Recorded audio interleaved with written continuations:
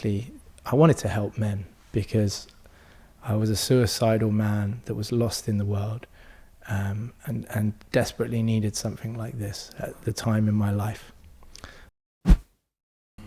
What's present in this moment for you? What are you feeling? Been away and...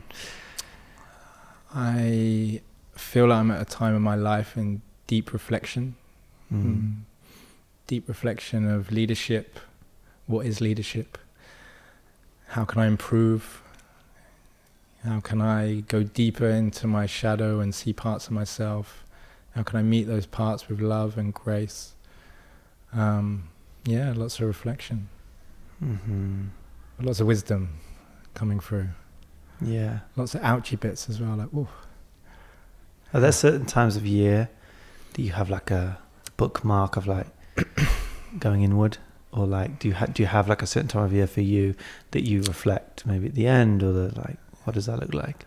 Yeah, for me, the last few years, it's been December, the natural kind of hibernation period. I had a month off last December. Our last retreat was, I think, middle of November. And then the 2 years prior to that, I did a silent meditation retreat down in Totnes at Sharpham Trust. One for New Year as well, which was really nice actually to call in the New Year. So yeah, that's my natural time to kind of go into the cave, see what's been,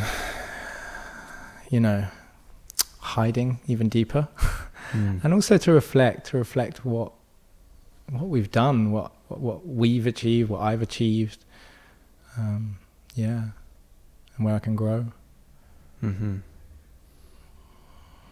Are you confident that you have that accountability to yourself, or do you require support to kind of bring you into that? I think my healthy, in the archetypal terms, I'd call it my healthy magician, is really keen at spotting stuff within myself, almost to critical acclaim sometimes. But you always need help. I can't do this alone. I need friends, guides, mentors, spiritual teachers. I need my partner. She's probably the best one to reflect those mirrors back. And I think on this path I thought I was doing a lot of deep work until I met a partner that could mirror all of my bits. That's definitely been present for me. Like, I know that's missing in terms of there's only certain things I can look at on my own, and I know that I show up very differently in a relationship. But I guess there's also uncertainty there because the last relationship there was a lot of that reflection going on, and I was in a different stage of my life, but I've kind of got that hangover of it that because I'm pretty confident I've grown a lot since then. In 2 years I've had deep experiences. I wasn't even holding space before that, but I know only certain things can be revealed in that relationship. And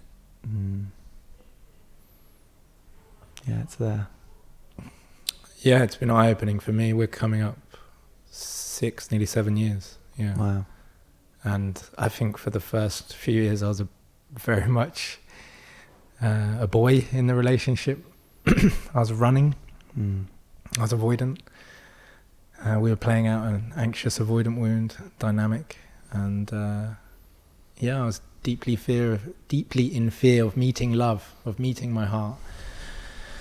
And I'm a big believer that the feminine energy helps a man wed his own anima, so finds his way back home to his heart. And Daisy, my partner, some of people listening might know her. She's been instrumental in that. Powerful. When did the feminine let you down in life? When did the feminine let me down in life? That's a good question. I would say well, my mother, she had an affair, so that cast aside the image of the feminine in my head as a young boy. But with hindsight, I understand now why she had the affair.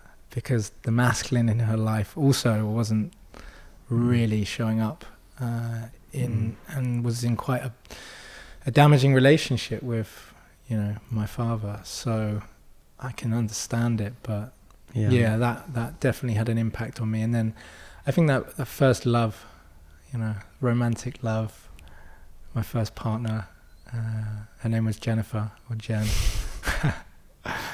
And I was so blinded by that, the Disney story. And I think I know deeply now, there's a great book, The Psychology of Romantic Love by Robert A. Johnson. And I read it inside out. It's one of my favorite books.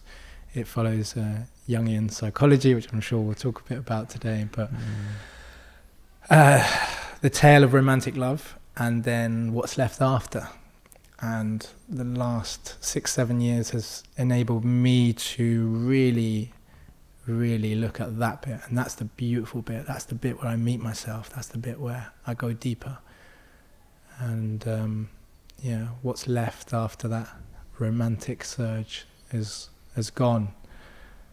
And that's the connection that comes for me with myself as well. My own wedding, my own feminine anima. What do you mean by what comes after that romantic kind of love, which is very ungrounded and very...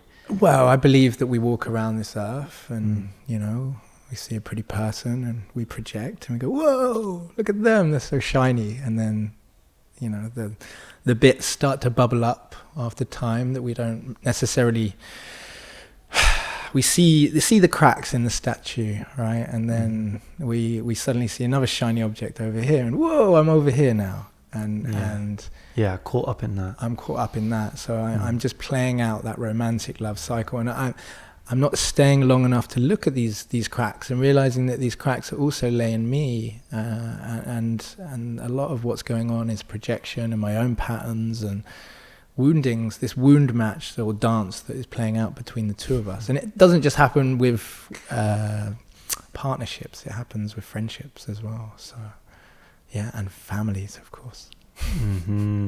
That's the big one.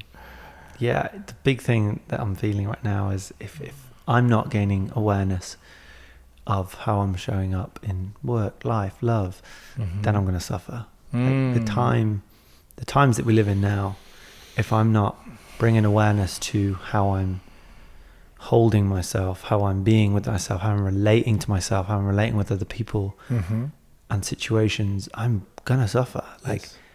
It's so present now, and it's what I really set standards for in relationship. My relationship with friends, with so how far can someone go with themselves, or hold that ability to become more aware, because it's a noisy, messy environment that we're in a lot of ways. And I see that in you. I see that reflection, that ability to stop and think and be with. When did that all begin, do you think? Busy mind, years of a busy mind. What's teenager Alex? What was he like? He was energetic, fun. I always, even going back before that, play. So much play. Different characters every day. Lots of fancy dress.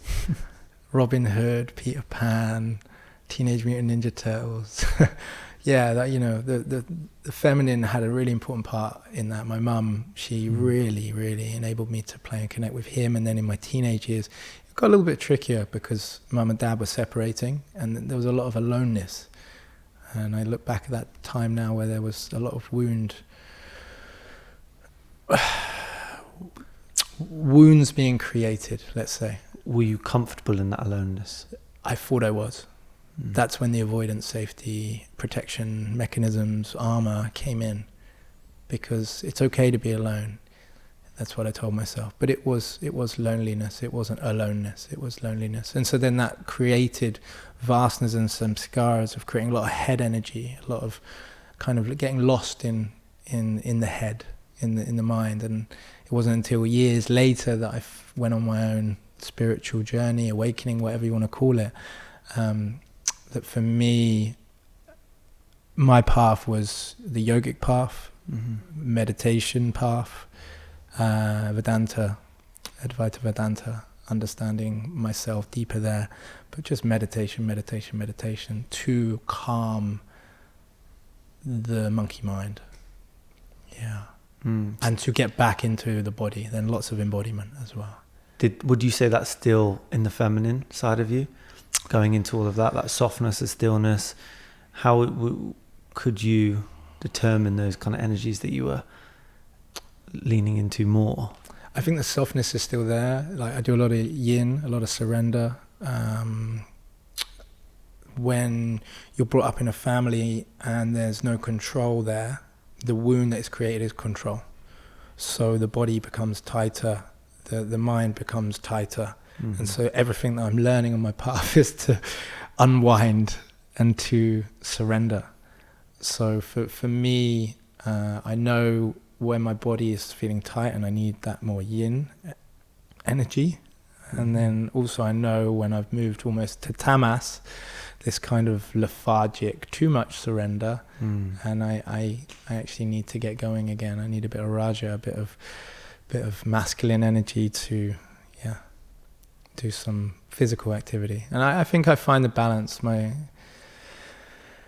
have Libra in my chart, so I think one of my strongest abilities is to see the perspective of both sides, to sit in the middle, and everything I've learned on this journey is the middle path. Yeah. Yeah, I see that in you. I do. That's exactly what I get. That's what I feel. Yeah. I feel rational balance, trying to bring rational balance, even with the archetypes. Yeah. Right. That's what they gave me, a psychological understanding to my world.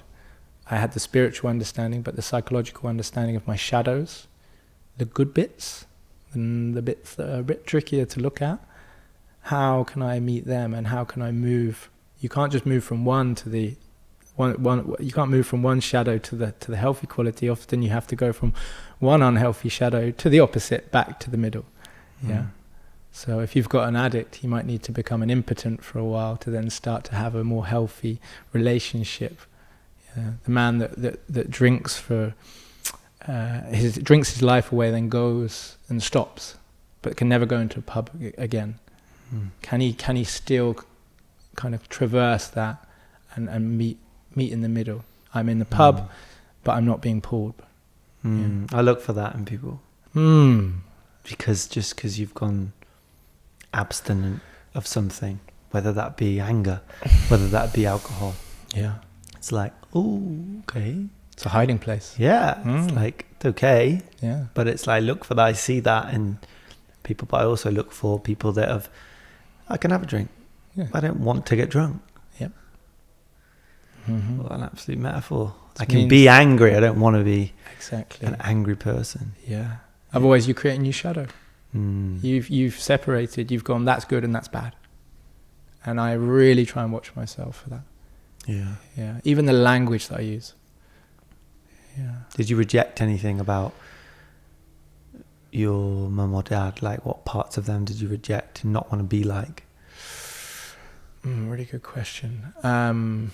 Well, I've yet to have children, but there was a deep fear of not have. I didn't want children because I was terrified of becoming my father. I think a lot of men could relate to this, right? And actually, I've realized that I'm going to be an incredible father, and I wait for that day beautifully now. And a lot of my conscious journey to fatherhood has started a long time ago, reparenting this guy in here, little Alex. And for me, I was terrified that I would leave my children, and that thought is a lot less now. I know I'm going to show up for them. Even if, say, for some reason the relationship wasn't to work, I will still be there. I would not leave them.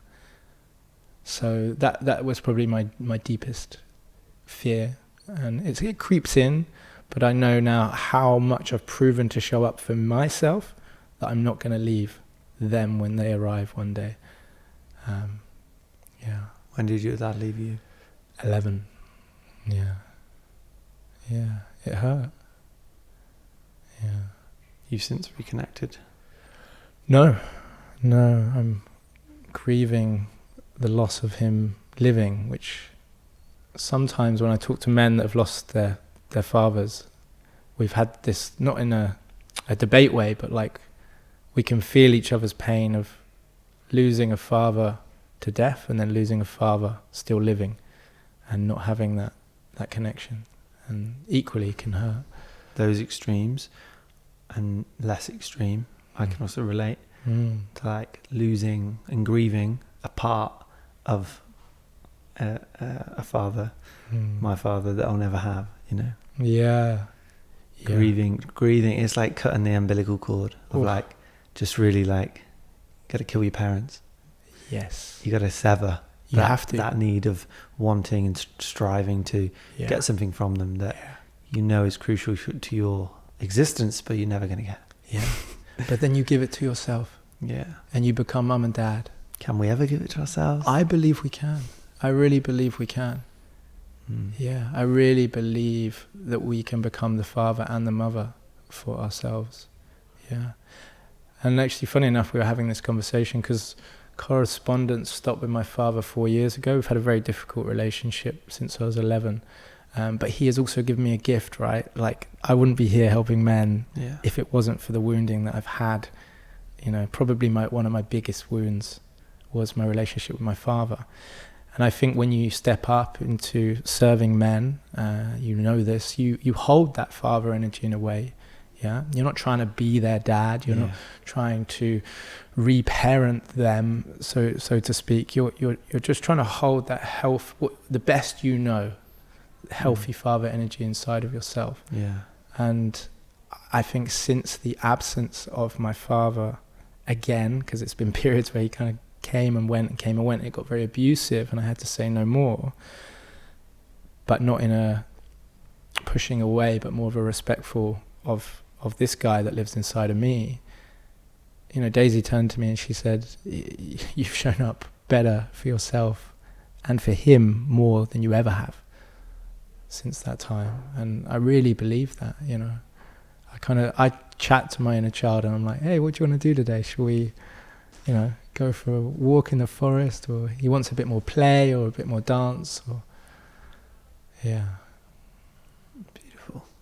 Yeah, it's so vibrant in our times where the elders, that I always have this thing about going back to us as kids and what was our story about the men in our communities. Who would we go to for advice? And I think if most people I grew up with were honest, there wasn't anyone really. It was very much like a kids are kids. Now it's a very separate existence. You wouldn't know your parents, your friend's parents. So on that, your dad, you were communicating, but just was this on the phone and from a distance? Over the years, we've had very broken communication. We've had periods of kind of getting along and then periods of not. But this is a pattern going back to my childhood where he'd kind of pick me up and he'd drop my sister, and then he'd pick my sister up and drop me. And so he could never, for some reason, hold the relationships down with both of us. So throughout the years it danced between us, but I didn't live with him since I was 11 years old, and it got to the point 2020 when I nearly lost my right eye in a surfing accident, and he didn't pick up the phone, that I was like, okay, this is enough now.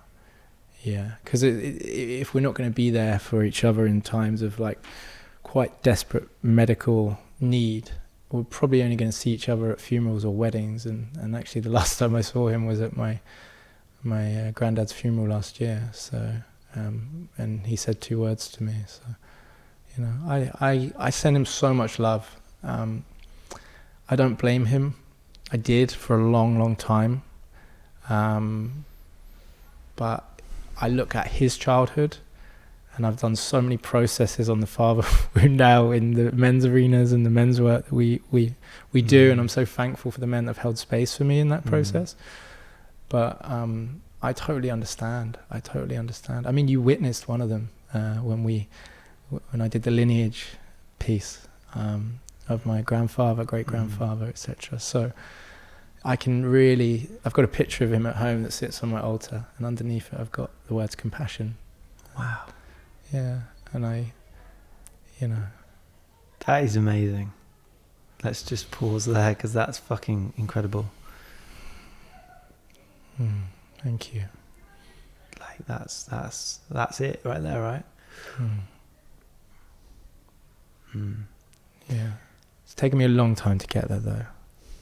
I remember the first piece of men's work that I did with my father, and my fist was so clenched that I had to physically, because I went to such a level of cathartic release of the pain that I had felt and the rage of what I needed to say in that piece of work. It was a piece of carpet work.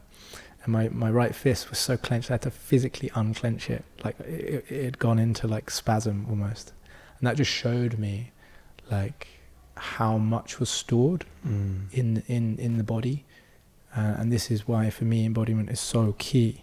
And if I look back at my years of meditating, when my nervous system was fried and I was early on the journey, this hand was always clenching more on my right knee than my left, which of course is the masculine side of the body.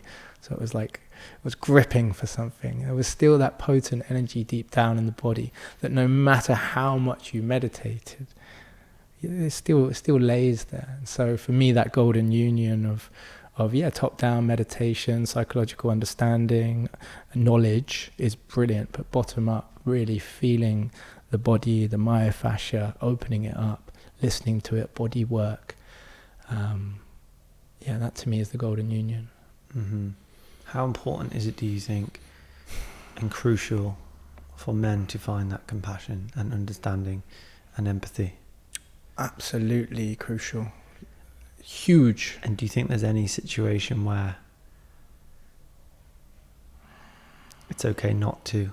And what's it? What's the impact of finding that compassion? Is that the last piece? Because I speak to a lot of people who and I don't know what's right for them. I know what's right for me. But in terms of forgiveness, they were doing their best. Mm-hmm. Like everything makes sense in the context of their existence. But to find compassion, some people I know that's never going to happen. Mm-hmm. And is that holding on? And is that completion if you are still holding on? Does that make sense? It does make sense. And I'm not here to judge anyone that if they haven't reached a level of compassion with that individual or that circumstance. There's still a lot inside of me that still hasn't reached resolution. Just because I've started to get there with my father, which is one of the biggest ones. There's stuff that's happened in more recent years which I'm still like, oof, there's a ping. But I can't control the first arrow. I can control the second, which I love. And it does hurt us. I do believe it does hurt us. But you have to, in my opinion, go through the layers of forgiveness. And there'll be anger in there. There'll be rage. There'll be grief. But it must be felt. It can't, in my opinion, be bypassed. It can't just be meditated away. Now, it can be meditated away when you've reached a level of that vasana or samskara, this thought that arises that has no emotion attached to it anymore. Yeah? So a thought comes up, just a thought comes back down, an old memory. But if it's got that flavor, that fragrance of something still potent, an emotion clinging to the thought that's holding on, then no, it needs, for me, it needs to be felt. And you can only meet that as deep as you meet yourself. Mm-hmm. Yeah, because the other side of what I was pointing to is the intellectual, it's okay. Yeah, I've forgiven them. Yes, I've got compassion. But is it felt? Yeah, but that's the classic guy that turns up probably at one of our retreats and says, I'm not an angry man. And then we get to the anger pieces and it's like, oh. And I, after he's gone through the process and I look at him and I see his power, because on the other side of your anger so is your power. I'm just not angry. Yeah, I know, right? But there he stood there so powerful, and I look him in the eyes and I mean it with love, and I say, you told me you weren't an angry man. And he was like, yeah, there was some stuff there. And I was like, I know, of course I knew it. And that's what makes us, in my opinion, good at what we do, is that we can see it. We can see it because we've met it in ourselves. So when I have a man step out in front of me to do a piece of work, often I can see the parts that lay inside because I've met them in myself. Yeah. Yeah. Not all, because I haven't lived every single life experience. Yeah. And I will get things wrong because I'm human and fallible and I'll make mistakes. But I would like to think that I can really tune in empathically and feel him and, from that place guide him as best I can. And sadness, which I think is the hardest piece for men. What I've experienced, it was very present on the recent event that I did a couple of weeks ago, which was like, yes, we're all fucking angry, but what's underneath that is sadness for men. Of course. And that's the hardest thing, because anger's a bit more accepted. Yeah. It's more accepted in our culture than sadness. Yeah, I'd go as saying that anger's not always accepted as well. Sure. Because you've got the grief, and then you're incarcerated. At the match, maybe. Yeah, maybe if you're at the football match, but the grief is incarcerated by the anger, yeah. and then shame is incarcerated around the anger's incarcerated around shame, and that's because many men they have the bubble up of anger maybe throughout childhood, teenagehood, and if they didn't have a way to channel it, maybe through like a martial arts or something like this, they were maybe shamed, told off, you can't be angry. I know that growing up after dad left, growing up in a female household, mum and sister, don't get angry, Alex, you're not allowed to get angry. So I just swallowed it, suppressed it, kept putting it down to the gut. And it wasn't until I was finally allowed to feel it and to realize the potent, powerful energy in it. There's such a beautiful energy. It doesn't have to be destructive, like just pure chaos. It doesn't have to be that. If beautifully held, it can make way for so much power, for the man to finally find his voice, his heart and chest shine forward, his belly wakes up, his shoulders are back, he's alive with life, and he's no longer being apologetic for just existing. Yeah, so many men I meet like that, and I want to be like, come on, let's find your fire, because someone told you that it wasn't allowed. When was the first time you felt that? Found my fire. Yeah, you said the anger until you felt that it was okay to be angry. I would probably say 10 years ago, which was the start of my journey. I was sat in the attic room of my mum's house after trying to commit suicide, and I'd had a stroke prior to that in New York, and I'd lost everything, and I was angry. What did you lose? I lost everything commercially. I lost my job, my reputation, my girlfriend, my flat in London, everything that I had identified with, that Alex, that guy, yeah. And my health was obviously very, very at an all-time low. So, yeah, and my freedom, I was scared to leave the house. Yeah, my head was chaotic. Was living in deep fear. But it was at that moment that I was angry. I was angry at everyone else and the world, and then I realized I was angry, like, at myself. But there was still a lot of compassion there, and it was like, right, I'm gonna sort myself out. I realized that no one was coming to save me, and that was terrifying and fucking liberating. That was the moment. I was sat against the radiator in this attic room, just crying and just wondering how the hell I got here. Yeah. And I was like, okay. And then that led me on a path all around the world, and here I am today. Thanks. Done. No. Podcast over. So funny. Yeah, man. Have you always able to see the light? Have you always been able to see that there's a way? Yeah. I think I denied a I bypassed the spiritual awakening, or whatever you want to call it, a self-development upload. About 21. Bypassed it. I bypassed it, yeah. I ran away, yeah.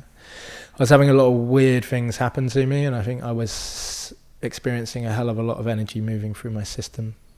And I ran to London to get a job because I was like, this is terrifying. I don't want this. And then kind of put it on hold for another.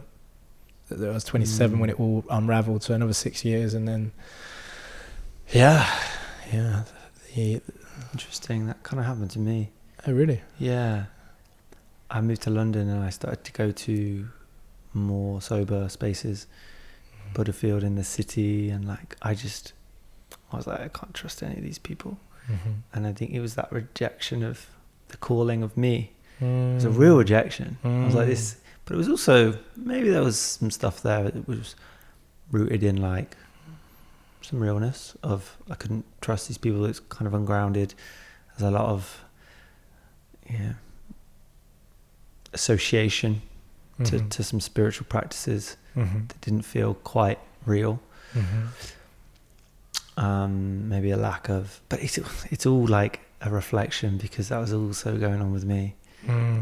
As within, so without. It's kind of a mirror in both ways, because I really wasn't doing that myself. But I then turned away from it, and it was then like a few years until I then kind of came back into lighting sage again and doing some stuff that was like, oh, okay, feels better now. Feels like I haven't got so much judgment of how I am in that space. And as within, so without. And it's just that, this is the biggest thing. It's like whatever I'm going through, I'm gonna bring that energy towards me a lot more. Like those, whether it's manifest as people or situations like money, work, opportunities. It's like whatever I'm feeling, it's just like a magnet. I'm just going to see more of that, because I'm only wired that way. My codes are like looking for that sort of. But now I can see that it's great, man. I'm like, no, things are actually working, because this is in more alignment, and there's less going on in here, less chaos in here. And now I can actually create from that place, and it just works. It's working better. What comes up for you? Well, when you say that, less judgment going externally means that there's less judgment going on internally. So I think that's one of the hardest ones to spot for the human species, I think. And certainly I hold my hand up with myself. Alexander, you got to get this right. You got to do it perfect. You got to get it right. You got to do it perfect. Judging myself, and just sitting back deeper and deeper in meditation, going, "Oh God, here I go again. I'm doing this to them." Turning up and seeing how it's affected me from learning deeper. Yeah. Because as I've accumulated more knowledge, I then go to like a class, or I go, and it gets in the way. I can feel the part of me that sat there with my arms crossed going, go on then, teach me. And it's so bloody arrogant. And I'm like, stop that, Yeah. And so I've called him out, and I've brought him in, and I haven't cast him off or cut him out of my kingdom. I'm like, what's going on here? Why do you feel scared that you don't know as much as this person, Alexander? Oh, I don't need to fear. No, you don't need to fear. You get inspired when you learn, and then you share that with the people that then come to you. So this is the beautiful passing down of knowledge. But it's probably the first shadow I call out whenever we sit in a men's arena. I'm like, just notice the part that's judging, because if you can call these parts out into the space, hopefully it creates a little bit of a window between them, the judgments, the projections, and what they're actually experiencing. I generally invite those people on the podcast. Yeah, cool. And it's been the most powerful thing. Awesome. That's why you're here. No. There was a judgment for sure when I saw you. When you met me, or? Not when I met you. When I was watching content. Oh, okay. A lot of sage being wafted around. And I'm like, it's still now. I'm not sure where I mean, it's over there. Like, I use it, and it's like, why? I don't know, but there's something to it, but I'm not fully all in with it. I don't know. Like, what's it? In terms of, like, let's just take that one thing. Sage. Yeah. I'll probably meet you in this place, by the way, so it'll be interesting to talk about. I think, yeah, and I don't just want to go so, like, I guess, surface level, because there's deeper things to that. But I remember seeing a video, and you were at a festival with Mitch, and of course the way you look, posture, like the size, there's something to that. And I was just like, what? I don't know. There was something about it. I was just highly triggered. And then I get online, unmaskedman.com, and I'm like, fuck, like, this is so, like, beautifully done. Like, a lot of I spoke to you about this. When we met. Yeah, I remember. Yeah. And like the emails, and I was like, oh God, I was inspired, but also a little bit, little of the that kind of inferiority came up. But then it's just like, okay, what would leaning into this look like? And it doesn't stop me, like, meeting the person or, like, asking the question or even bringing that up. What's the reaction to that? Can you hold that part of me? Even bringing that up. I love getting into the nitty gritty, into talking about these parts and to just express them. For me, and I feel free to ask me questions as well to bring whatever might be out, you know. No, this is men's work. So we have a projection. When I first met Mitch, we were like two lions, kind of stalking each other, but not going in each other's territory. And surrounded by women. At the time I was a lost boy, so yes. But what if I hadn't, and what if he hadn't have got through that? You'd have missed out on all the beautiful connection and friendship. And I think men arrive, and I certainly see it in the men's work arena space still. Even there's a lot of this energy, judgments, stuff going on, and it's sad. It's sad, because what if we met in the heart and we just really met each other? And I'm very similar to you.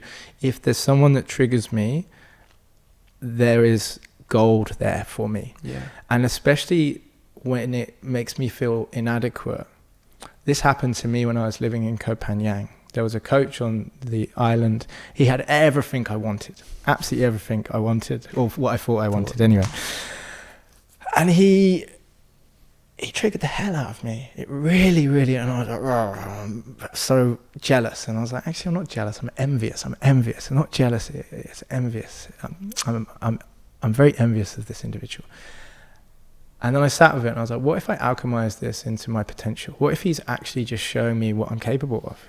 There's just a part of him, not all of him, because I don't want all of everything that he's got, but there's a part that he's got that I would like more of. How can I meet that deeper in myself? What do I need to do to meet that deeper in myself?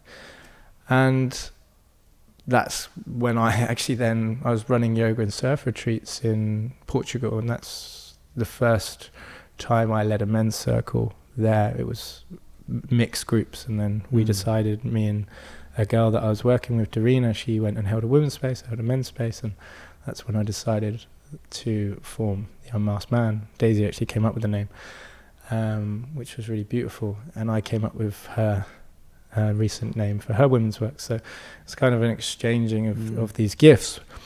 But this is, for me, the fundamental part of men's work, is to walk into a room and say, you trigger me. Because I know if someone's triggering me, there might be elements that are true about the triggers, but a lot of this is my stuff. A lot of it is my stuff. And they can take the golden shadow, in men's work we call it, the bits that fall through. So if you're always late, and that triggers me. Who does that remind me of? That might remind me of someone in my past. It takes me back to my past. It's triggering me in this moment. And there might be some golden shadow for you that go, yeah, okay, actually I'll reflect on that I am late sometimes. Yeah, do you see what I mean? So it's a dance. I know you know this. No, it's beautiful. What I'm wanting to ask you now is, how do you meet that in the spaces that you create when you notice that's true for someone else and they are avoiding you and they're feeling inferior and it's just a real thing? There's a lot of projection happening, but it's true for another man because you notice it, you've been through that. It can show up in avoidance, or it can show up in just like playing small. How do you meet that? How do you bring that in when someone might not even be aware of it, right? So yeah, for me, you have to be in the heart, you have to be loving, you have to be humble, but you also don't stop shining. Yeah. Because if you stop shining, the biggest one. That's the biggest one. Yeah. Because if you stop shining, part of me wants to, of course, make them feel comfortable by just shutting the fuck up. So if I just like, would you be quiet? Would you be happier if I just sat quietly in the corner? So I've had it, and it's just part of leadership. You have to hold projection. You have to be able to hold projection. And I would say it's the toughest part for me, coming from recovering nice guy, wanting everyone to love me. For me, it's been the toughest part because there's going to be people out there that just take one look at me. It might be my hair, it might be the way I look. They might not know me at all. It might be my voice, the way I speak, and they'll just go, "He's an idiot." Do you know what I mean? And there's men I've given transformational, life-changing experiences to, and they've thanked me so much. And then 2 weeks later, I'm back in the sin bin. So that at that point, it's not about me anymore. It's about them. You know. Is it ever? I can only do what I can to reflect on the areas that I can grow, ask for feedback, learn, acknowledge. But we have to, if we want to be an arrow tip, it comes with the job. You're gonna catch projection. My mentor said to me, as you gain in growth, the people that think you're a dick, that group will also increase. Yeah, and it has. I've been equal and opposite reaction. I've been trolled. I've been criticised. There's probably loads of stuff out there that people are saying about me that they've never even met me. But. Yeah, I've got. Let's bring that out. Names, dates, times. True? Yeah. But the weight of. There's a documentary called "The Weight of Gold" about Olympians. Okay. What they go through. Okay. Yeah. But what we see as an Olympian is someone who's got it good and figured out, and it's like. Do you want to go for, like Brandon Conzo said to me, he's like, I'm living in a van, I'm doing this, dedicating this time. He's like, 99% of people, they're not going to do what you do. So you're going to get what 99% of people aren't willing to do. Yes, exactly. And that's what it takes sometimes. Yeah. If you step forward and you say, this is what I stand for and this is what I'm trying to do, you will get shot at. But I believe that is a spiritual test in itself. It's like choosing to move from employment to self-employment. It's a risk. You're having to fully trust and back yourself. It's that dance between just really, am I going to be pulled down by the voices of old, which are probably loud in my head as well? Alexander, you're not good enough. You're an imposter. You're a joke. Stop it. Go back to that corner. Shut up. Or am I going to keep standing there and go, do you know what? I believe in myself. And I'm human. I'm not going to get it right. I'm not going to be everyone's cup of tea. But I can still make a difference. And as long as I'm tuning into that sovereign place, and that will move sometimes as well. Yeah. But as long as I try my best to keep coming back to that sovereign place, keep coming back to my heart and teaching from that place, like, wow. And then I can really change. And my teacher says this to me, and then at that point, it's not even you anymore. You're giving it up to something greater. And the minute that you claim ownership of it, you've gone back into the egoic path of like, haha, look how good I am. So I really like to think that when I am in flow, and I'm sure people listening to this, whatever their profession is, but when they're in that flow state, it's just something magical happening in that moment that is not them. That is when I know that I am doing my best work of service to this world. Yeah, happening to me, for me, through me. Yes. Yeah. So let's humanize you even more. What is the other cost of this work for you? What are the costs? What things you have to let go of and surrender to? And if you can't think, I've got one. Well, you have to surrender to what people will think of you. Yeah. You have to carve a light so bright to create something, and then you fall back gracefully and watch someone else step forward. That's really has been hard for me. That's been hard. Yeah, but also beautiful. Yeah. I like doing that on the carpet pieces of the kind of the emotional process work. So I'm leading it, and especially with the recent facilitator training that we've done over the last 8 months. I'm teaching these guys. I'm teaching them. And then, like, towards the end of the facilitator training, I was just like, they're looking at me to like, is that right? And I'm like, don't look at me anymore. This is your floor now, you know. And gracefully just like letting go. And you kind of sit there like a proud father, but not again in that kind of I'm trying to be your father energy, but just like, I had a little impact on this person's journey. That's really special. Yeah, I love that. You're the first person to really encapsulate that in a really beautiful way for me around stepping back, because I've another mentor of mine, we have many, said you could be watching in the space who's ready, who can you put a little responsibility on, and that's the work too. It's like really being aware of who's kind of and I'm like, well, that's a judgment, and I'm kind of like selecting, and it doesn't feel quite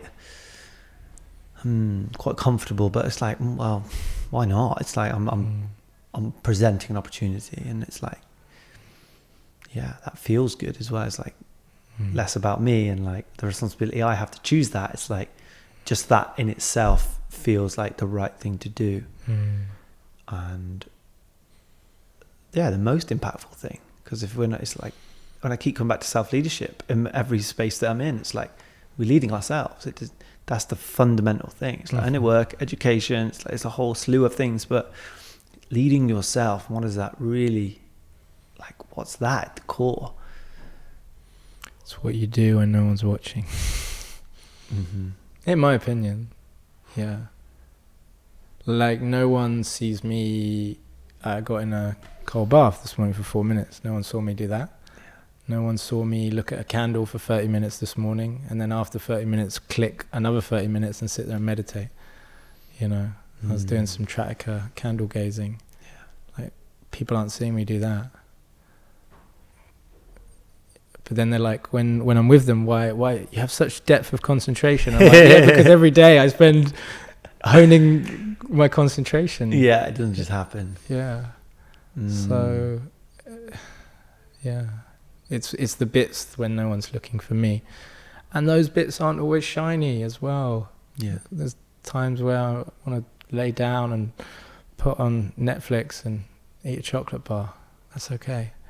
I laugh now at like me going off the wagon, because it is that, like, me going off the wagon is like, I've had one beer, I've had a bit of chocolate, and I've I don't know, like masturbated. I ejaculated. Oh my god! And it's like, and so then I see the part of me that's even being hard on myself with that. It's like, you're going to feel like shit for 3 days now. Your energy levels are going to feel shit, Alex. Oh, Muppet. And it's like, come on, where's the kindness? Let's bring kindness back in. So funny. I think the biggest, I've talked about this on the podcast. One of the biggest moments for me was allowing myself to sniff cocaine, take ecstasy, and the next day have zero judgment. That was like, I don't want to do it again. It happened. I just didn't feel any judgment. Oh, this is incredible. I was like, wow. It was such a big moment. That's powerful.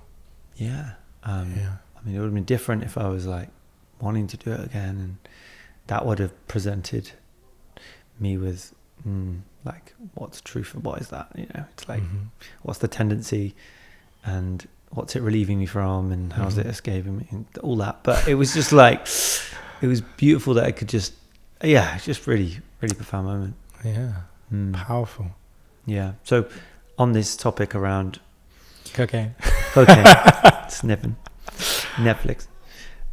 So from what's been so present for me is meeting people in these spaces, which you spend a lot of time in, more than most. Yeah.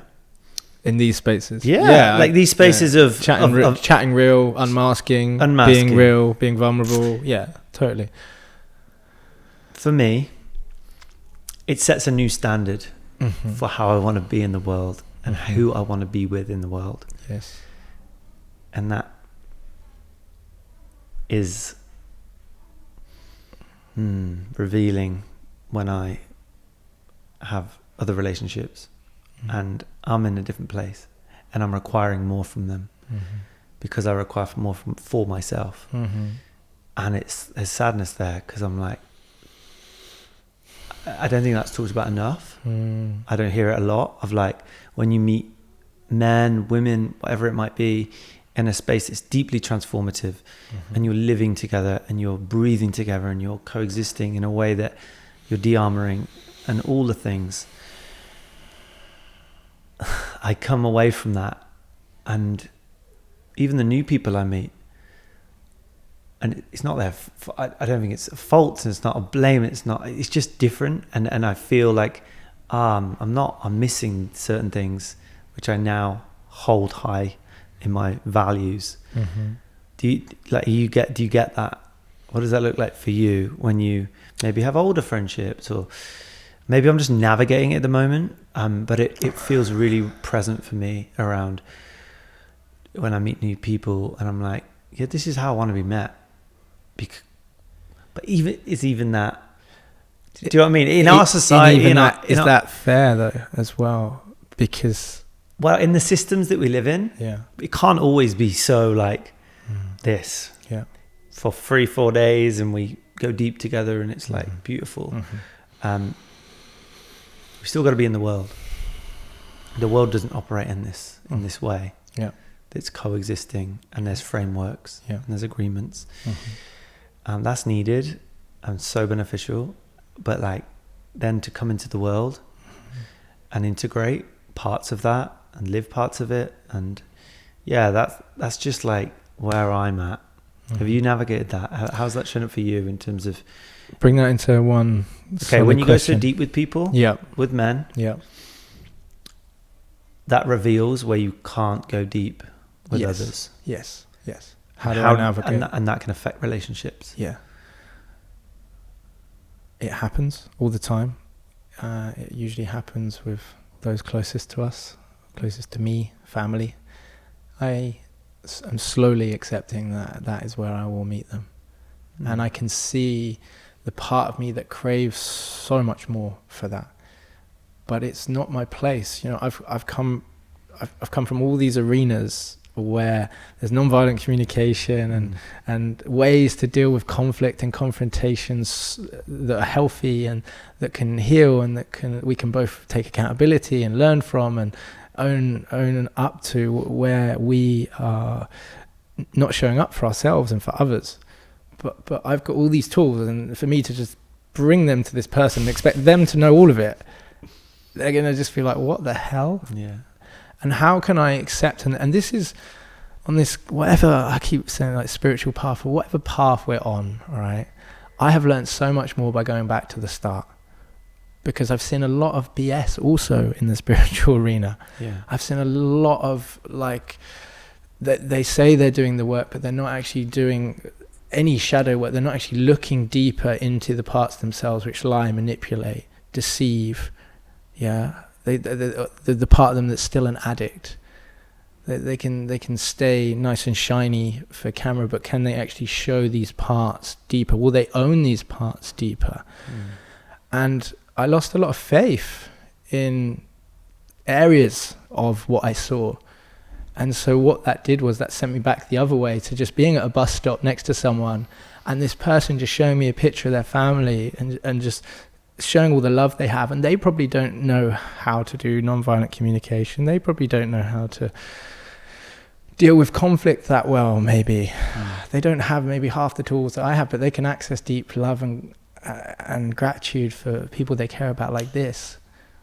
Is there something in me that's stopping me? Am I over intellectualizing something? Am I judging too much? Am I wanting too much? How can I easily fall away and fall back into myself and just be?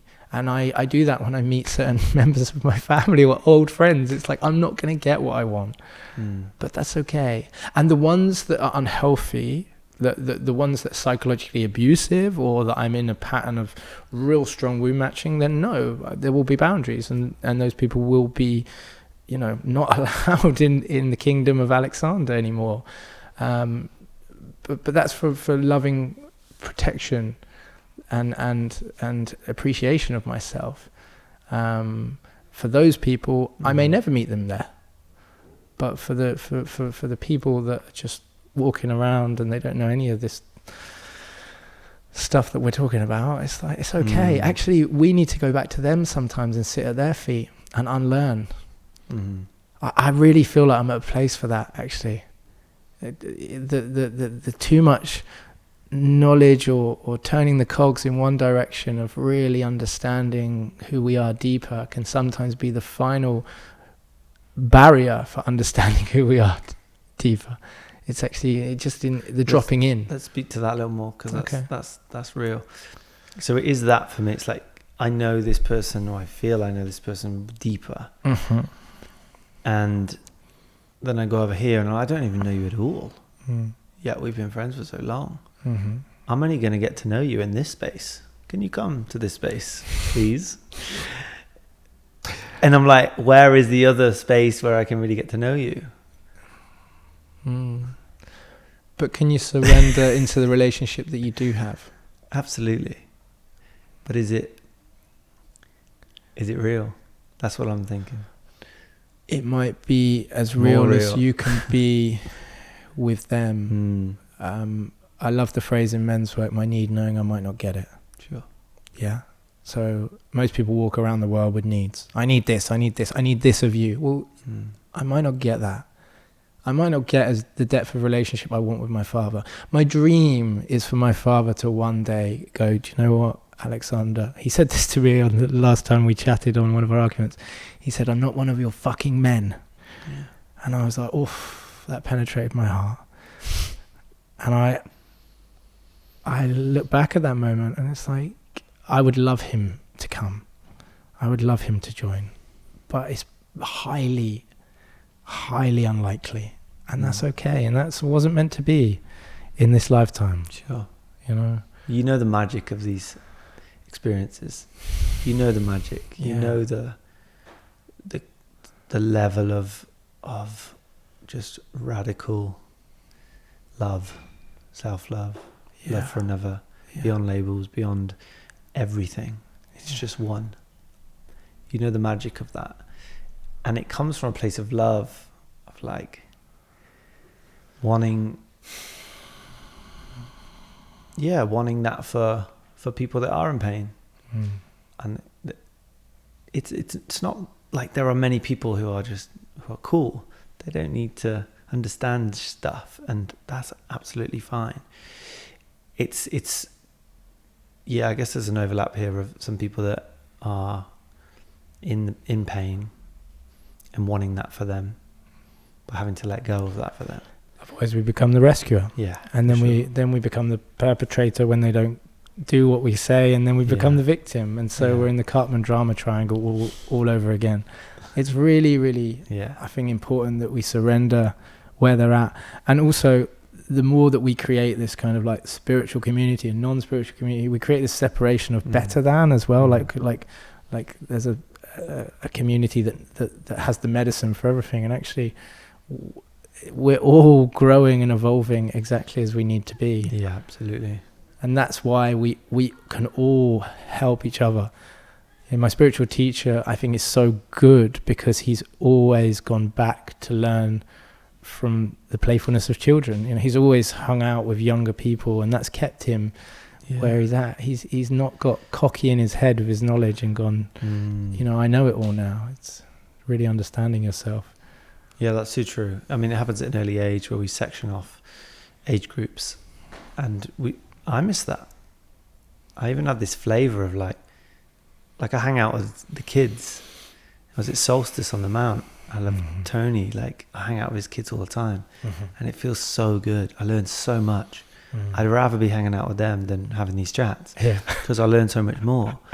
And just the presence, and the play, and the like effortlessness, the easy. It's so easy.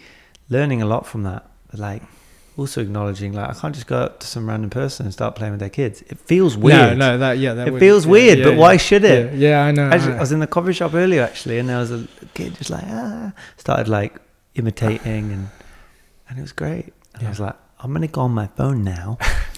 I'm sorry.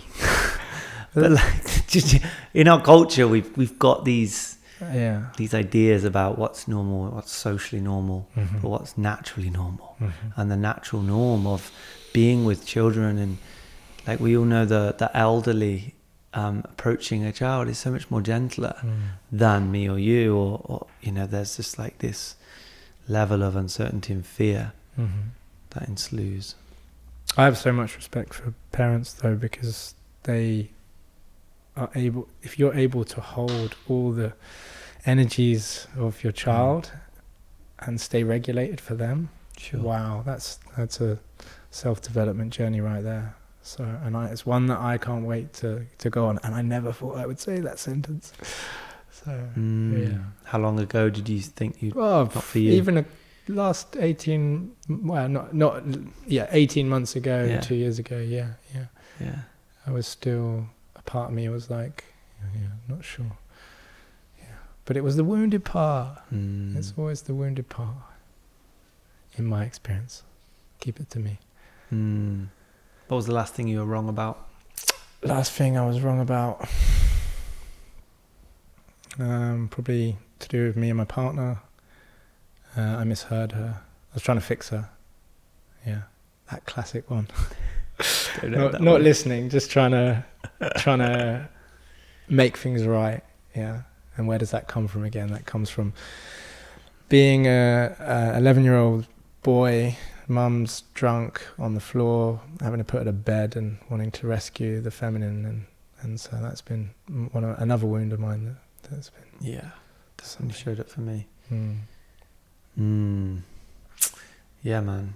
I want to talk about UnMasked Man and like what's present for that. Yeah. And where do you see this going? What's your intentions for the years to come? That's a really good question. So my 94-year-old granddad came to me last year. And he's on Instagram, which I think is Mum's great. Side. Yeah, mum's side. He's a weaver. He's on Instagram. He's on Instagram. We'll give him a tag. Yeah, we'll give him a tag. And his meditation has been weaving. He's written books about it, and he's incredibly talented. And he came to me last year and he said, "UnMasked Man, it's getting famous. It's getting more, like traction. It's like, be careful." I was like, "Why?" And he's like, "There'll be people that will want to take it in a direction that you don't, maybe." I didn't even think about it. Like, I was just like, okay, like, all right. And I'm not saying those people are in the organization, but it's so interesting that when you start something which was born from a place of just wanting to, basically, I wanted to help men because I was a suicidal man that was lost in the world, and desperately needed something like this at the time in my life. So I always think where the wound is born from, we give it back, and we're really serving our former self. That's who we're serving. Sure. Yeah. And we're giving and sharing the best of our knowledge. But I do think there's been a lot of people that have been encouraging me or saying, oh yeah, we'll go, you should do global, you should do this, you should do that. And I'm like, I have great respect for what Sacred Sons have done, and they're probably the most prominent menswork brand, let's say, out there. But I don't want it to be that big. Yeah. I don't. For me, I want to serve the men in this land. I want to serve. I actually want to go to the cities, to the trenches. I don't even think so much that our client it necessarily is someone already deep within the self-development journey, because they're already on their path. They can come and they would get so much, because I think there's a lot missed in the self-development journey, especially shadow work. But for me, I want to go. We've had bricklayers at our retreats. We've had men from offices. We've had politicians. We've had IT consultants. We've had men travel from abroad. We've had all kinds of different men, and it's so beautiful. And I want to take it into the cities more and to do more work there. I think that's my vision. But to not burn myself out with it as well. Like I would rather work with less men. We cap it at about 18 men per retreat, 19 men per retreat, than 30, 40, 50. I think it becomes unsafe at a certain level, even if you've got loads and loads of facilitators. I see some things where there's 40, 50, 60 people, and for me, you don't get the level of depth. I think it kind of gets lost after about 20. So I think it's after 8. Yeah, you could argue that. To some degree. I've never done bigger than 8. I think we've got 4. We usually have 4 facilitators on our team. Yeah. So it's kind of 4 men per facilitator. Yeah, but it's like 8 each in a way.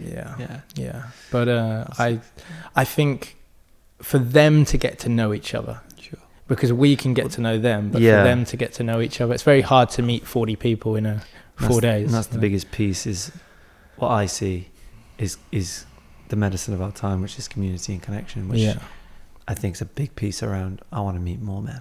I want to meet more people here. And the medicine that comes from that, of like the reflections, what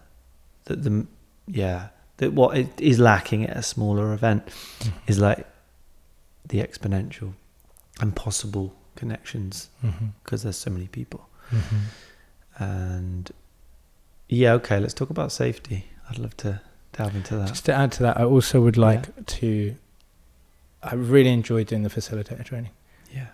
And that's been a beautiful way of giving back. I realize how good a teacher I am and how much I enjoy it, and the fruits of sharing that. So you're just revealing more of the how and the why? You're sharing the knowledge that's been passed down from lineage to lineage. The mytho-poetic men's movement started in the 1990s. That was the big and amalgamating that all together with all the new tools and bringing it into one format, which I've kind of collected everything I know and then shared it, and that's been really powerful. I love teaching. It's different than holding a retreat. Yeah. So there'll be a way for me to do that in the future as well. For sure. Yeah. And that does feed into safety on an event, because you've created, what would you call it, a model? What, the UnMasked Man? Yeah, well, the facilitator training. So that can kind of lead us on into... Yeah, it's a pathway to, from my experience, bring a grounded, embodied and psychological understanding to men's work. Yeah. Because I've seen psychological understanding, but I've not seen as much embodiment. Sure. Yeah, because it's very head-led in terms of... It can, and especially when you get into the archetypes, it's incredibly head-led. But that can also be measured a lot easier. And that's probably a symptom of our culture in terms of written testing and like, what do you know, as opposed to the other stuff, which is a little bit more, it requires a little bit more Embodiment, to teach embodiment. Mm-hmm. So how are you ensuring Mm-hmm. that this model of yours Mm-hmm. is, I mean, you've seen the effects, Mm-hmm.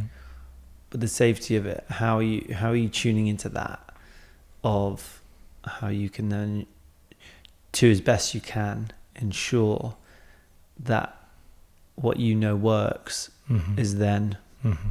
carried. I think you have to continuously reinforce the power of this work. You also have to be really honest with those people coming through of their growth and what they're able to hold and do. And that can create some really honest conversations which are hard for them to receive and you to bring forward because it's so subjective, right? For me, I think as long... I see so much of the men's work arena unregulated and a lot of re-traumatization actually going on, and a lot of heart-led work being missed. It's very head work. Yeah. And so I think if you work with the basics of slowing everything down, of really understanding the signs of the body and what the man is telling you through the signs of the body, you can keep them guided safely to facilitating the process. Now, obviously, what a man does, he may tune in, he may do everything right when he's in front of you, he may show you absolutely everything you need to go tick, tick, tick and jump through all the hoops, and then he may go off and do something completely different. But I would like to think that over that time we really reinforce like the subtle way of working with the body, and actually you are not leading him, he is leading you. And the body gets missed. Most men, especially when they're coming to like process work, they're thinking about the next question in their head. They're not watching the guy's hands twitching. They're not watching his shoulders flip, like slowly going up and down. His jaw's starting to tighten.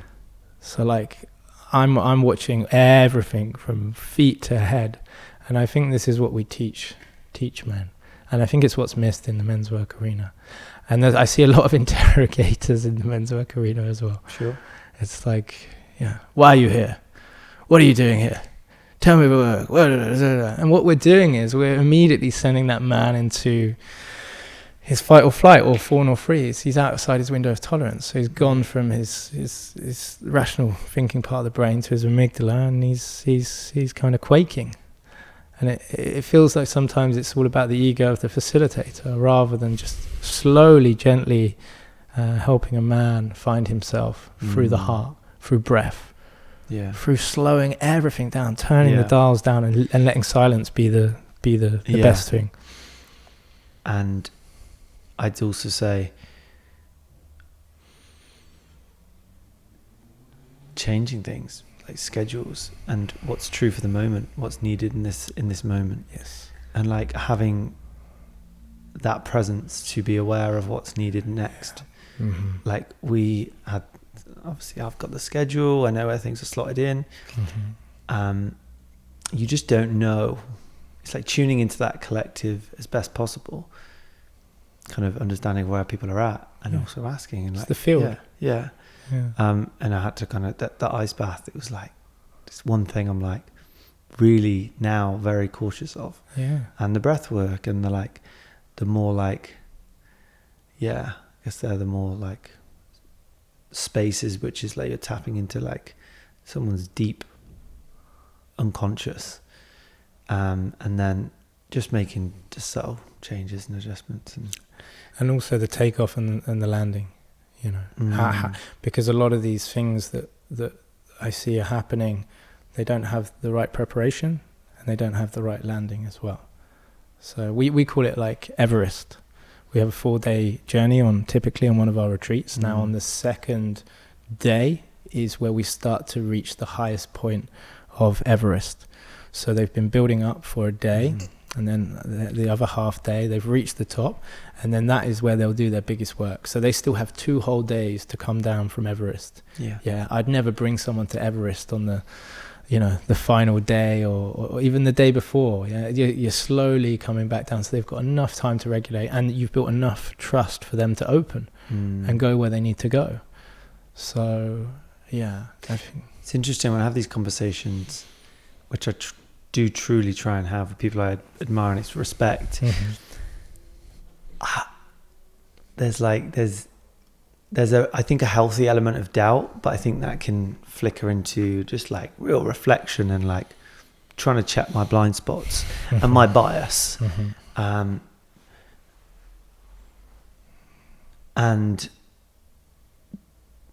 I feel I'm like, no, like I've done that. I've felt into that.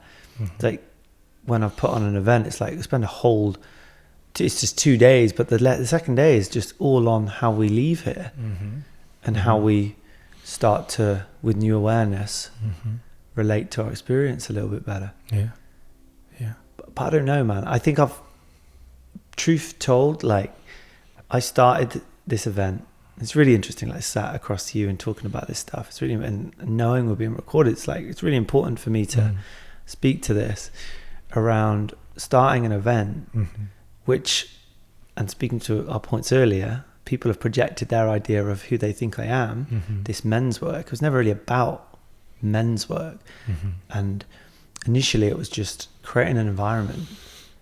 But then with that came more depth after every one, which was great because I'm deepening. My experience is deepening. I'm going further with myself so I can bring that. And a natural progression, because I also want it to.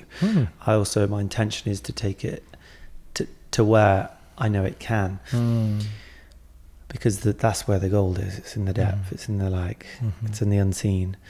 And as time goes on, I'm recognizing and spending more time with other people, curious of other spaces.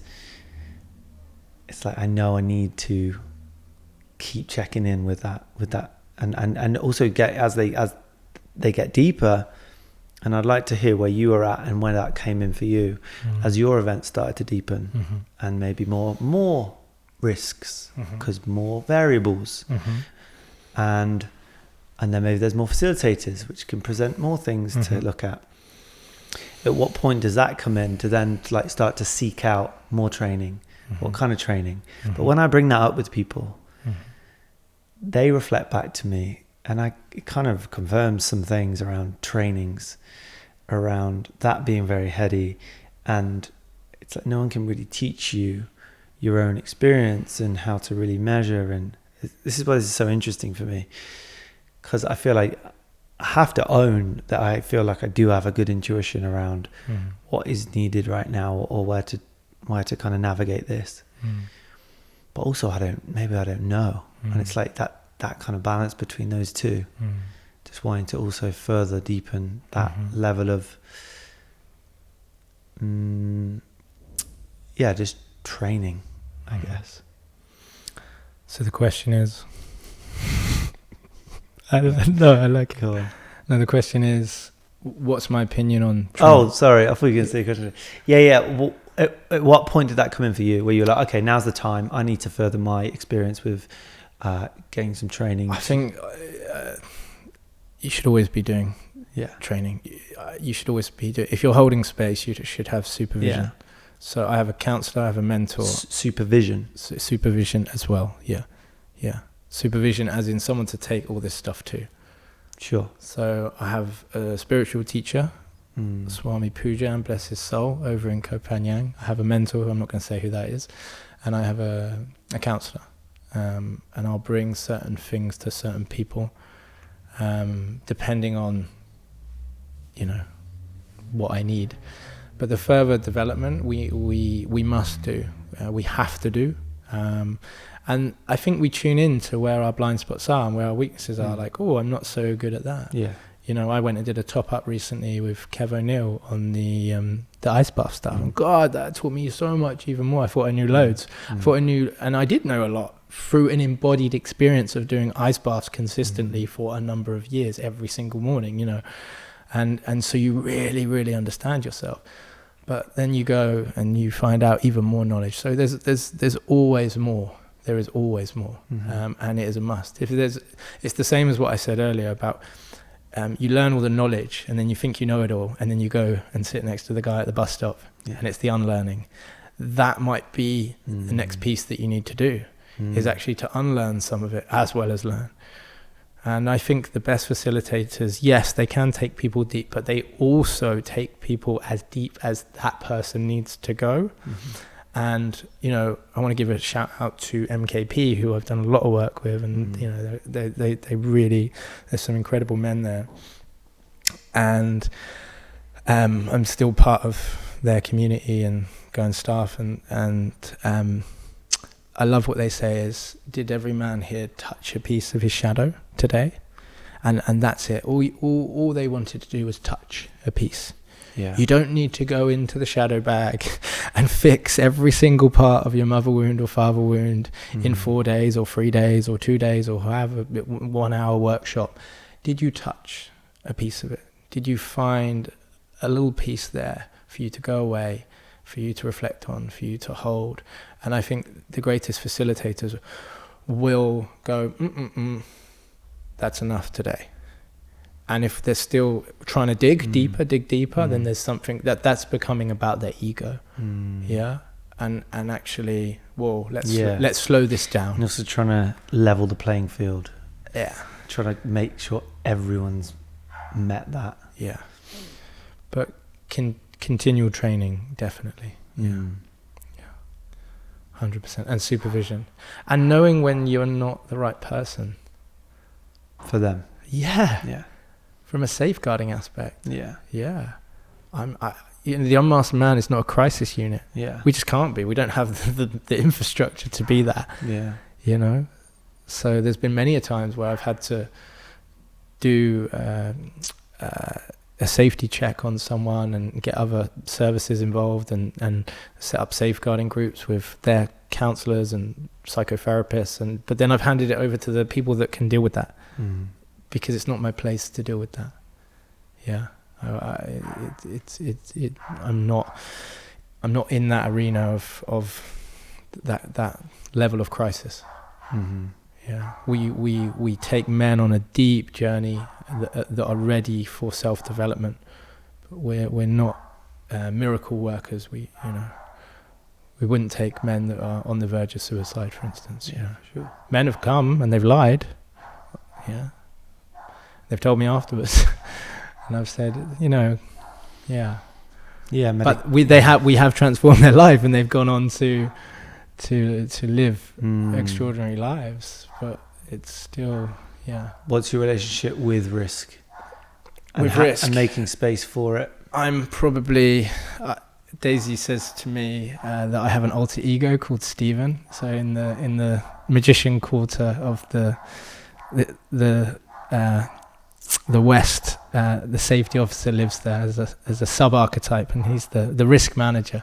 Okay. And mine's called Stephen, and we joke about it, and he's kind of probably got his trousers up to his nipples, and he's wearing glasses and a high-vis jacket, and he's very risk assessor. So I have a part that's like, I remember a guy who came on our retreat wanted to chop up his trainers with an axe, and I was like all for this to a degree, but like as long as everyone was stood back. Please take them off first. Yeah. Of course, he took them off, but I was like, just like a bit over cautious. Were you? Yeah, because do you not think giving an axe to a man that's not used an axe before, showing him how to use it. Do you know what I mean? All of this. So yeah, like just my risk manager. That for me is too much.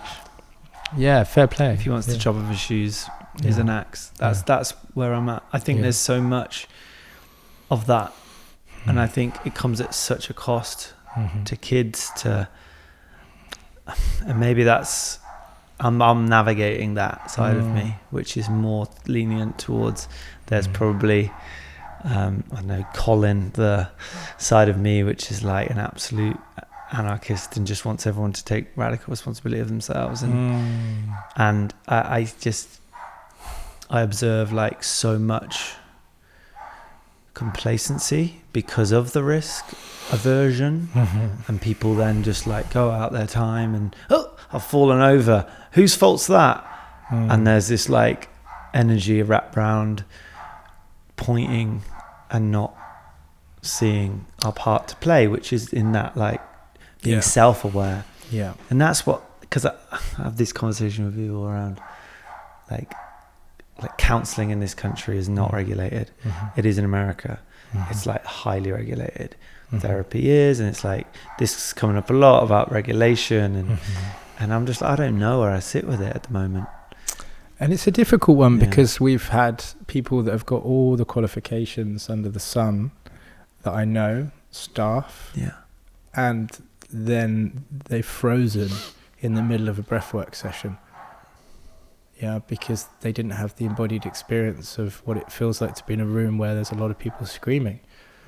And so in that moment, all their training had gone out the window. And, I'm sure, I don't claim to be in the medical industry at all, but doctors and nurses and surgeons, they must learn it all in their textbook, and then they learn how to drive, and then they drive the car. I imagine it's similar to that, through the embodied experience of being in an operation room, or seeing the wards on A&E and experiencing that. It's like, actually, that's when the learning happens. And I think there is a great deal of facilitation, in fact a huge amount, probably the most, that comes from that embodied witness state of how to regulate someone, how to bring them back, how to regulate yourself when all those things are going on. That's really, really important. And I think there's two shadows at play that you're talking about. There's the shadow that pointing the finger and denying responsibility and denying accountability of where we can grow. Oh, it's all the facilitator's fault. And then there's also the facilitator that's like, I don't need to learn anything. Yeah. So it's the dance between those two. And I think as facilitators, we should always be trying to make our spaces as safe as possible, but there's no such thing as a safe space because it's so subjective. Yeah. Some people may walk into a room and just go, he's got long hair, I don't like him, it's unsafe. Or he reminds me of my brother. I can't. You can't. It's co-created. Individual. Man, is there anything we've missed from, anything you want to touch upon around like the UnMasked Man? There's so much, but in terms of like your facilitation training and where it's going, maybe speaking to that, if there's anything we've missed. We want to just give a space for men to really deeply know themselves in how to hold space in a way that, we're not saying it's the way, we're saying it's a way that we feel has been the most effective, from which we've seen. It's very heart-led. It might not be everyone's cup of tea, but we believe in it. I think it works with the body. It's very pro-body. And I think it's bloody awesome.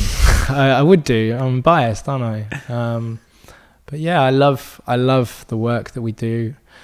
I'm also at that point where I'm like, I know the power of the work and space that we hold, that I also don't need to necessarily shout about it so much. It's there to see. I get that from you. And there's not an overcompensation. And my mentor said, and he said this to me beautifully, because it was at a time when, projection. I think I was getting some trolling on Instagram, which happens.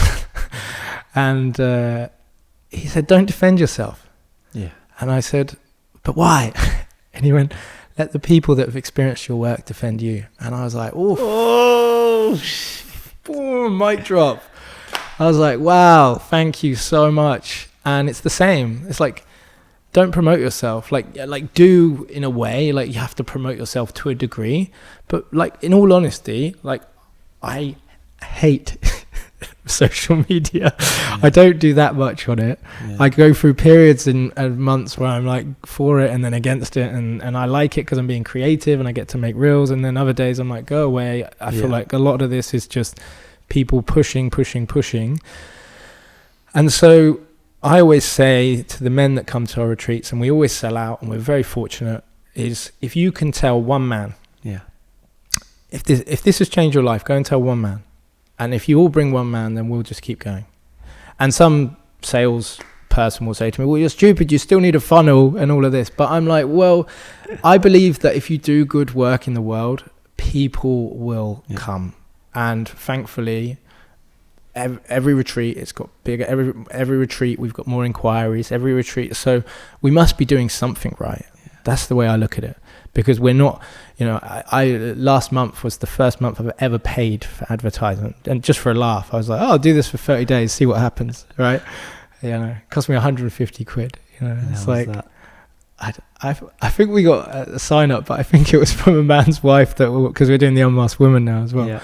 So I think it was from a man's wife that had experienced our work. So, but I did it because I'm learning. But I don't want to be on socials. I want to be in a room with people. That's when I come alive. So relaxed belief in your work. And and the right people undeniable stack of evidence that you are who you say you are. Yeah, I believe that. If I feel the need to defend myself, then there's like, you're trying to cover up something. Yeah. And our Trustpilot reviews, I'm very proud of them actually. I'm waiting for the first one. We've only ever had 5 stars. But for the first one, we're waiting for the first one that's going to be like, oh, they're rubbish. But it just says life changing. So for me, I really believe that when a man comes on one of our retreats now for 4 days, it's like it's going to be life changing. Like, I know that. And on the first day I'll tell them that and they'll laugh at me, and then on the last day I'll be like, I told you so, and they're like, yeah, you did. And I'm like, see, yeah. And that's when you really breed confidence into your work. Not cockiness, but confidence, belief. And hopefully that's what you get from podcasts, because it's hard to fake 2 hours of a conversation, hour and a half of a conversation. This is true. I've felt into people's experience and through a podcast, and it's it's a lot to be said about. And of course, 30 seconds a minute. What can you really get from someone? Yes. But yeah, man, beautiful. I love it.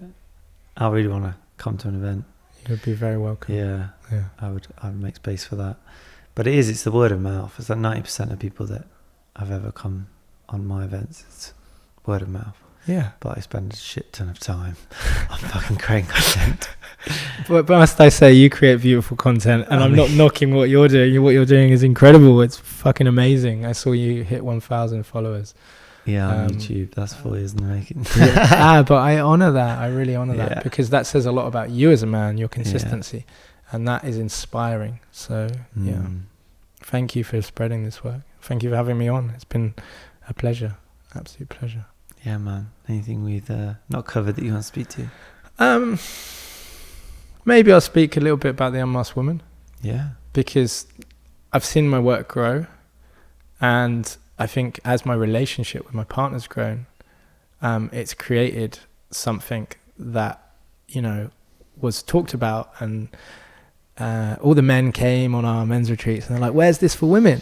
And the first time I heard that, I kind of joked and laughed, and I was like, oh yeah. And then they're like, no, seriously, like, why are you not doing this for the feminine journey? And I'm like, okay. And that planted a seed, and I was like, no, I'm not going to do it. And then the universe had other ideas, as it does, and me and my partner sat down, and I really looked at it, and I said, what if I could take everything that we teach from men's work and the archetypes, and just flip this, to the feminine journey? And it works. We did our first one in February earlier this year, and it was incredible. You were there facilitating, and I was there as a man in the space. Yeah. How was that for you? Powerful to witness. I must say, at one point, by a bit surprise. Yeah, at one point I was sat there in my usual space, and we have this beautiful goddess in the Shala that's been painted by the owner, Matt and Claire, who run Merkaba Retreat. They're amazing, and Matt's a great painter, and he's painted this amazing goddess, and she's held the feminine energy for us in the men's arena. And she's there on the wall, and I'm looking at her, and then I suddenly look around, and there's only one other man in the circle, and that's Connor, who helps facilitate with me. There's 2 men, 2 women. as a facilitation team. So it's a mixed space, which takes a certain energy for a woman to arrive into that, which could be challenging, but also incredibly healing. Yeah. And it will call the right woman that wants to come to that. They'll say, if they see a man on the post, they'll be like, no way. And I totally understand that and I respect that. And there'll be other women that will be like, actually, this is what I need. And I think what was happening was Daisy and Claire, they've both done Layla Martin's Vita training, and they were saying that they didn't see enough of what we were doing in the feminine space. Yeah, deeper process, anger, rage work, emotional release work, shadow work, archetypal stuff. Yeah, they were going to a lot of female retreats, and it was all quite nice, but there was an element, they were like, why can't we get to do that the men do?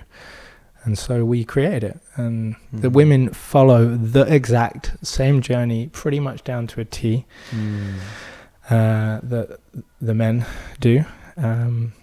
And there's no touching at all of the female participants. In all of the rage work, there's always a padded bag between us and them. No hugging? No hugging. No hugging. Why? For us, we wanted complete boundaries, for safety. The men come into the house in the daytime when we're doing the teaching elements, but then we leave at night, so they have their own private space. And it's completely different with the men's retreats, because obviously you're creating that. A lot of hugging. There's a lot of hugging. But the female facilitators hug the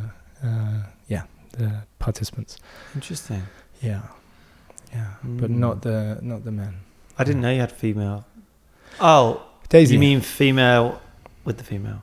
Yeah, female with the female. Not female on the men. No, not female with the men. No. Yeah, we have 2 female facilitators, sure. 2 masculine, for the 2 men. retreat. And so me and my partner Daisy lead it, and then Claire, our good friend, and Connor. Could you speak to some differences culturally or like energetically with the genders? Slower. Yeah, the work is slower, but beautiful in that sense. Yeah. And that when we open something, it opens very quickly and very deep. There's less armor. Not always. Yeah, it doesn't take much. Yeah. And there's like an emotional all in. Yeah. I feel. And a lot of, with the men, a huge amount of father wounds. With the women, actually surprised me, a lot of mother wounds. Yeah. Because I thought it was all going to just be at the masculine. There was a lot of that as well. And that's what's very special, is that when we get to the emotional release processes, they actually get to shout and scream and go full rage at a real man. And me and Connor take that. We hold that for them. Yeah. And that, I think that's incredibly powerful. And for them to be witnessed in that as well. Like all those years of pent up being told that they have to be a nice girl or don't show your anger. Daisy's conveyed a lot of this to me. Obviously, I'm not a female, so I can't say this is exactly someone's experience, but I'm going on what I've heard from Daisy, Claire, and many other women, and beautiful experience. And also, the biggest difference is the after connection. Women are incredibly amazing at staying in contact with each other, and men have a habit and a shadow still of hiding back in the cave and creating separation. So even this weekend just gone, all of the women from the first retreat, or 90% of them, just met up in Bournemouth. And it was beautiful to see the photos on the group, and very special. So it says something about the way that they come together. Could you own anything there? I don't know. What could you be doing more of to instill? I'm trying. Certainly. With the men's this is something that we want to bring more of. Is more community events in the year.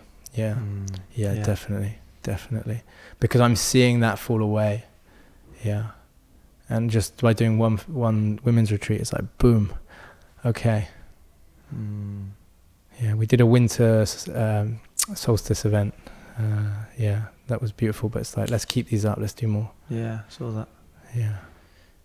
Amazing, man. I would like to stay on that, like, just speaking to you about like what you notice in this kind of unity work and these, because I'm hearing more and more of like men saying, men facilitating or like leading events, that like the men's work is like isolated so much. And I'm all in with that. I think it's so fucking needed and present and providing me so much, and I know people are receiving so much, but there seems to be this agitation maybe of like the just men's only spaces, and women need this too, and obviously that's fed into your decisions, but like what is that, what does that look like in the future? And then on from that, if that's a clear enough question, on from that, integration, let's just go there with like what's lacking, and what is this all just symptom relief? What systemic changes, and do you even think about that? What systemic changes can we truly make? Because we do all this over here, and then we come back to the whole, to the lifestyle, and we live in the time of the retreat. But what are the systemic things that, you know, you talked about the cities, and I think that's a part of it. I have this idea around the men's working club and bringing that potentially and reforming that art, because there's so many vacant buildings and places. And I was in a men's circle at the weekend, and that was like 90% of people, just about 40 men, just had never sat in circle with men. And it's at Tony's event. Oh, the 100 human experience. Yeah, nice. And it was just like, I was just like, whoa, just like, wow, like old men, like just never sat together. So yeah, the first bit around like the women's work and the men's work. Yeah. And how do they merge? Sure. Yeah. For me, and I'm again just going to talk from my own experience, I think from my own journey, there was a time where I really needed to go and be alone with men. And now I'm realizing that it's in the meeting of, you know, my partner and the feminine that I'm learning so much more. And, you know, I intend to go and do Noble Man, for instance, in the Isle of Wight, which is a space held by women for men. Yeah. And that is something which I think men should experience as well. Yeah, and I've heard great things about that. So, what's that? Noble Man, yeah. So I think a man and a woman, doesn't matter whether they're going to be in a relationship or not, but to meet the masculine and feminine parts of themselves can learn a lot from each other when they come together as well.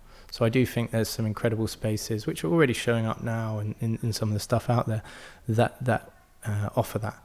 I also wonder if rushing to that is correct.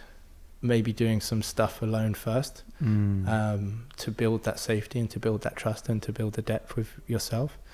I know that some men, they wouldn't be able to go straight to a space where the women are. And like I said earlier, some women are just like, there's a man there. No, like, so having these safe spaces, or as safe as they can be, courageous spaces where a man can go first and a woman can go first. And then if they want to go, deeper, I'm pro that. I'm pro that. That's when we create a community space.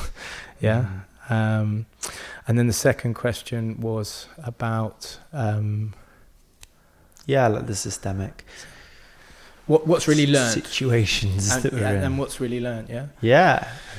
This is why for me embodiment is key, because between our like level 1 and level 2, for instance, you see a change in the man's posture. So man comes out of car at level 1 with his bag, quite scared, hunched back, hunched shoulders, quite nervous, quite anxious, puts bag down, perhaps is apologetic, perhaps a bit of a recovering nice guy, looking for a little bit of direction. Comes to level 2, spine is straight, shoulders are back, jaw is more relaxed. There's more eye presence. There's a confidence in his walk, not an arrogance, but like an embodiment. And that embodiment can only be found when a man has safely accessed that kind of power, that presence, safely accessed his anger.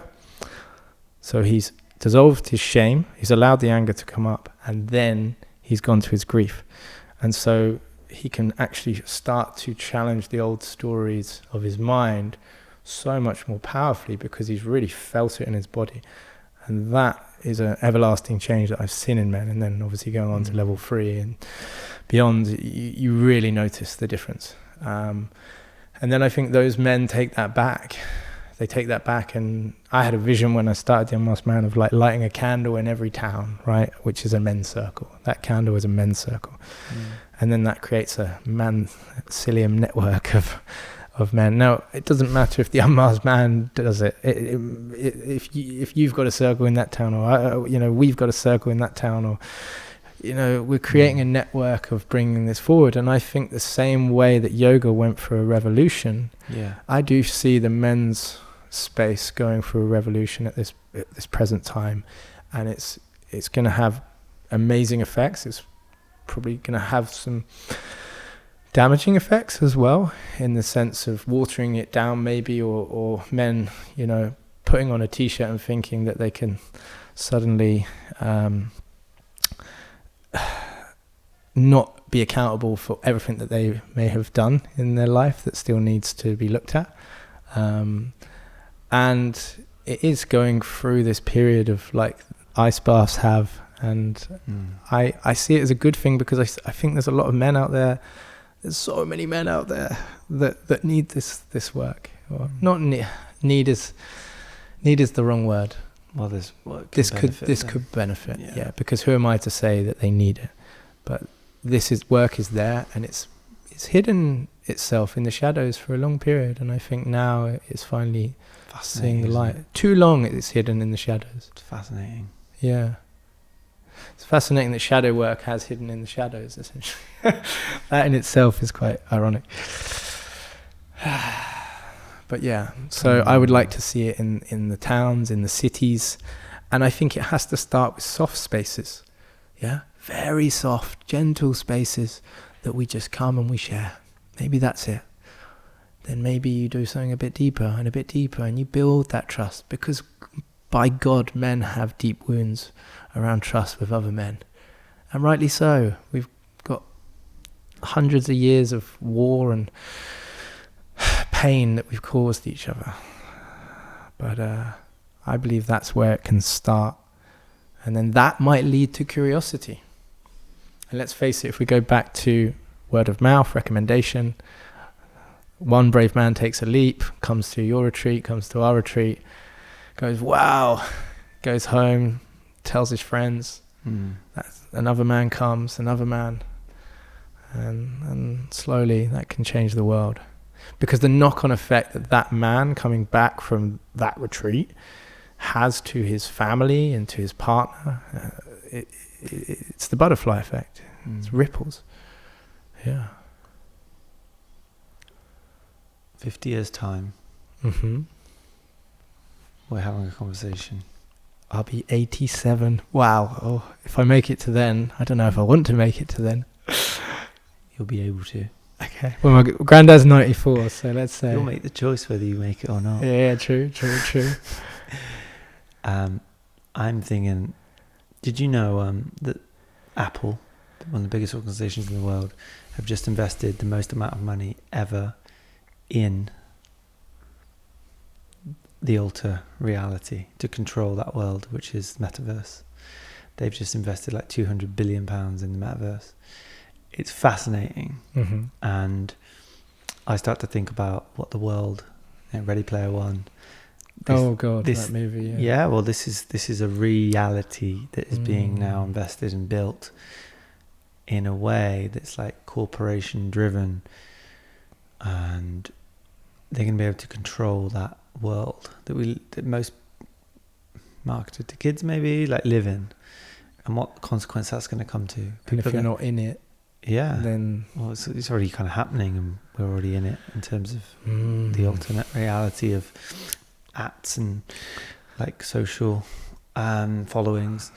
But like, it's fascinating to me that the connection piece, people are going to be like striving for that connection, but to hear someone speak in a way that isn't like exactly polished, and do you know what I mean, like the ums and the just being human, it's going to be so it's going to be so distant, and we're going to really crave it. And then and I think this is this real like seesaw. Again, the more we lean in that direction, the more need for this direction. It's kind of like this counterbalancing. But extremes, I feel like the extremes are just growing in either opposite direction. I don't know where it's going to go, and I don't really know what my point is. But also 50 years from now, like 50 years from now, it's like I do see this grow. I do see this like rippling, and it's like the thing that disconnects us is the thing that connects us. And what choose? We have to choose. We have to make a decision now. What world do we want to live in? And I think you can live in both. But the reality of this work, and just creating more places where we can actually express ourselves and not it not be defined, let's say, I think is so needed. Can I caveat that with hope? I believe the human soul craves for connection deeper than the mind. The mind will maybe try to mask and yearn for the desire of this or that and the next and quicker and faster. But the soul deeply, deeply craves the connection of a heart-based other. And I believe that connection, no matter how much technology and money and whatever you throw at it, will always bring us back. Even if that means we have to go through a really, really dark time. That can never be lost. And I think that is what awakens in someone, often in their lifetime, but if not in that lifetime, maybe the next, depending on what you believe in. And that is the journey back home. And so a lot of people walk around now and they're in their heads, but then one day they wake up or they have this moment and they're like, suddenly, boom, they're in their heart. So I also hold a lot of hope for humanity, but I relinquish whether I'm in the period of that changing. I can only do what I can do now, here. Take care of your patch. And I feel already I've done a huge amount. When I set up the UnMasked Man, I wanted to change one man's life, and I've done that. And so what's the part of me that also is yearning for more and more and more? How can I keep an eye on that? And again, the teachings of Vedanta yoga, karma yoga, is not about sweeping some Indian guru's ashram. It's about acting and relinquishing the outcome. So can I serve and relinquish the outcome? Both the incredible effect that it can have and not attach to it and think that it's all me and my ego. It's just a process. It's just a process. It's all it ever is. Can I move from conditional love to unconditional? Yeah. Is there something I want back in this transaction? Yeah. Or can I just give for the sake of giving? Yeah. That's what I'm always watching. That's something that my eye is sharp on at this moment. Because if you look around the world, a lot of what we do is transactional. Yeah. Talking about transactionals, do you do bursary schemes? We do pay a brother forward scheme. Yeah, 2 men on the last retreat in May came for free, which was really beautiful because one of them was 20 years ago went to school with me. Wow. That was the first time a man from my school had come, which was very special. Yeah. And we do payment plans. And also we talk to people. We say, you know, okay, this is my situation. How can we help you? Mm-hmm. Yeah. Yes, mate. Yeah. What do you want to leave us with? How can people... A song? No. Is there singing at the UnMasked Man? There's chanting and some, lots of poetry, lots of music. We've got our own UnMasked Man song, but I'm not going to sing it. Kieran Pollitt plays it beautifully on the guitar. He created it and wrote it, and it's... you know you're doing well when there's a song. An official song. I can tell it's good. It's actually really beautiful. It's like something like "Brother, let it go," and it's really heart based. Really heart based. You don't have to hold on. No, there's nothing to say other than if you feel inspired, man or woman, to come and experience our work, then you will be met in a place that is deeply in the heart, wants to serve. Is trying to create the safest space that we can within possibility, knowing that everything is subjective and that we are also imperfect and fallible human beings that won't always get it right, but we will do our best to support you on your path. Yeah. Thank you, man. No worries. Appreciate you. It's been an honor. Yeah, man. I was like, I wonder one day if I'll get on this podcast. Way. I really wanted to be on your podcast. I was like, I loved your stuff, yeah. But that's when I didn't know you. Yeah, really? Yeah. Fascinating. Yeah. Yeah, man, I respect you so much. Thank you. This has been deeply. all it needed to be. And I feel like we barely scratched the surface of Alexander Cottle. Like, you talked a lot about your work and your perspective on stuff, but like you as an individual, there's so much to you. Thanks, man. Underneath you, I know. I can't wait to just see how. I'd love to come and do a volume 2. Yeah, level 2. If you do that. Yeah, man. I'd just love to know your day to days and how you know, your practices and like there's a lot there. I know, and if I can help you in any way, like create content or share certain things that, you know, as you don't really get on with the socials too much, but like I know there's gold in underneath how you live your life, and even the way you communicate. Fucking hell, like every voice note, I see it and I'm like, yes, there's going to be some, like, it's just beautiful structure to how you are inquisitive and stand your ground, and I get so much from that, like more than anyone I know. Oh wow, thank you. And it's and I'm like, I'm pretty good at communicating, but I hear you and I'm just like, yes, I just learn a lot. Oh, well, thank you. Well, I hope when you also meet my bits that don't look so attractive, that you still love me in that as well. They have me strength and connection. Yeah, because we all have them. Mm-hmm. Yeah. Thank you. Thank you, brother. Let's get a hug.